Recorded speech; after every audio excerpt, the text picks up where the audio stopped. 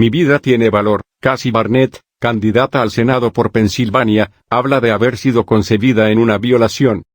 Cassie Barnette, candidata republicana al Senado de Estados Unidos en Pensilvania, publicó el martes un impactante video en el que habla de haber sido concebida en una violación cuando su madre tenía solo 11 años. Impulsada por las intensas reacciones sobre la filtración del Tribunal Supremo que señala el fin de Roe vs. Wade, Barnette afirmó que su vida tiene valor a pesar de haber sido el subproducto de un trágico acto de violencia. Soy el subproducto de una violación. Mi madre tenía 11 años cuando fui concebida, tuiteó. En el mundo que la izquierda desea, yo nunca habría nacido. Necesitamos líderes con mano firme para dirigir nuestra nación a través de estos difíciles debates. Según Barnette, llegó a comprender la verdad sobre su propia existencia cuando miró su certificado de nacimiento tras decidir ingresar en la reserva del ejército. Vi su edad, y tenía 12 años, y eso me tocó la fibra sensible, porque me di cuenta de lo joven que era mi madre cuando le ocurrió algo tan horrible. Incluso a día de hoy, es una palabra muy dura de decir, pero mi madre fue violada, dada su corta edad, a los 11 años, siendo mi padre de 21, dijo Barnette. La madre de Barnette apareció en el video, y describió cómo abortar a su hija nunca fue una opción para ella. Doy gracias a Dios porque no fue una elección para mí, dijo la madre de Barnette en el video. Barnette dijo que su propia experiencia la hizo volverse más firme sobre la santidad de la vida, y advirtió a la gente que no crea que los niños como ella deben ser abortados. Incluso entre los cristianos, incluso entre los conservadores acérrimos, una excepción a la regla de estar a favor de la vida, para muchos, es en el caso de violación, y sin embargo mi vida tiene valor, dijo.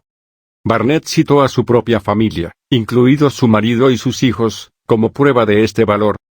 Nada de esto habría ocurrido si se hubiera aplicado la excepción a la regla, dijo. Barnette se presenta actualmente en una concurrida carrera por el escaño de Pensilvania en el Senado, y las últimas encuestas la sitúan en tercer lugar, por detrás del Dr. Mehmet Oz y David McCormick. El quinto mandamiento de la ley de Dios nos dice, no matarás. ¿Existe acaso una excepción a este mandamiento? La respuesta es no. Nadie tiene derecho a quitar la vida de un no nacido. Dios es el autor de la vida, y solo Dios puede darla y quitarla. I grew up in southern Alabama, very rural, one-stop sign town called Nichburg. Getting ready to go to college, I decided to go into the Army Reserves. But I had to go get my birth certificate, mainly because the name was different. The name I had always grown up with was Nelson, but then come to find out there was something completely different on my birth certificate. Clearly, I could have done the math and realized just how young my mother was when she gave birth to me, but it was never something that truly resonated with me until I looked at my birth certificate for the very first time and just kind of studied it. Her gender, they called her a Negro girl, and that was the first thing I saw, and it just kind of grabbed my heart. But then I saw her age, and she was 12. And that just really struck a chord in me because I realized just how young my mother was when something so horrible had visited upon her. Even to this day, it's a very hard word to say, but my mother was raped, given her young age at 11 years old, and my father being 21.